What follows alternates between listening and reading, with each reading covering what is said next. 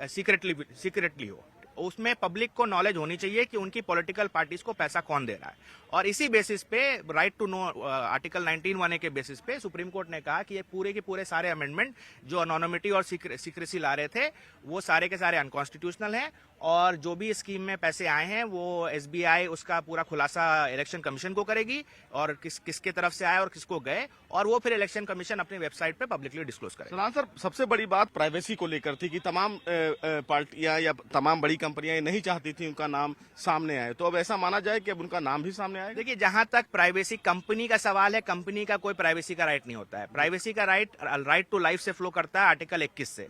Article 21 सिर्फ हमारे जैसे ह्यूमंस के लिए एप्लीकेबल है, ठीक है। कंपनियां वो आर्टिफिशियल पर्सन है, वो नेचुरल पर्सन नहीं है, तो राइट टू प्राइवेसी पहली बात तो कंपनी का होता ही नहीं है, वो तो ऐसे ही बाहर हो गए। दूसरी बात, जहां तक अगर कोई इंडिविजुअल भी बहुत बड़ा अमाउंट दे, मान लीजिए कोई 500 करोड़ दे रहा है, तो भाई वो राइट, सुप्रीम कोर्ट ने ये कहा है कि आप अगर इतना बड़ा अमाउंट दे रहे हैं तब आपकी राइट टू प्राइवेसी जो है वो उसको स्पेस देना पड़ेगा पब्लिक के राइट टू नो को। छोटा आदमी जो 10,000, 5,000, 15,000, 20,000 देता है या कुछ उस तरह का देता है अपने डोनेशन में आउट ऑफ पॉलिटिकल सपोर्ट, उसका राइट टू प्राइवेसी प्रोटेक्टेड है।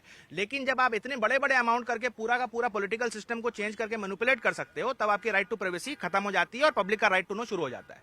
तो सदान जी, आम जनता के लिए एक बड़ी राहत माने और एक नई बहस छेड़ दी गई है। देखिए, ये है कि ये बहुत ही इंपॉर्टेंट डिसीजन है लोकतंत्र के मैच से, और इससे अब ये तो क्लियर हो गया है कि हमारी जो पॉलिटिकल फंडिंग है वो ट्रांसपेरेंट तरह से ही हो सकती है, चाहे जो भी मैकेनिज्म एम्प्लॉय करे। इस तरह के सीक्रेटिव मेथोडोलॉजी से पॉलिटिकल फंडिंग नहीं हो सकती है। जनता को अब नॉलेज भी आएगी कि भाई किसने फंड किया इलेक्टोरल बॉन्ड स्कीम में, उन्हें ये भी पता भी चलेगा, और उससे जो आगे चीजें निकल के आएंगी वो देखने को मिलेगा। बट ये बहुत ही इंपॉर्टेंट, लोकतंत्र के हिसाब से बहुत ही इंपॉर्टेंट डिसीजन है। Thank you. तो साफ तौर से सदान फरासत जी हैं जो इस पूरे मामले में सीधे तौर पर सुप्रीम कोर्ट के समक्ष थे, उन्होंने अपनी दलीलें कोर्ट के समक्ष रखी। लेकिन सबसे बड़ी बात, सुप्रीम कोर्ट ने ट्रांसपेरेंसी को लेकर एक बड़ा फैसला, और अब एक आम जनता के लिए एक बड़ी जीत, क्योंकि अब आम जनता को ये जानकारी जरूर हो जाएगी कि जो भी फिलहाल फंड किए गए राजनीतिक पार्टियों को, उनके पीछे कौन लोग शामिल थे, और अगर जो राजनीतिक फंड उन्हें दिए गए उस फंड का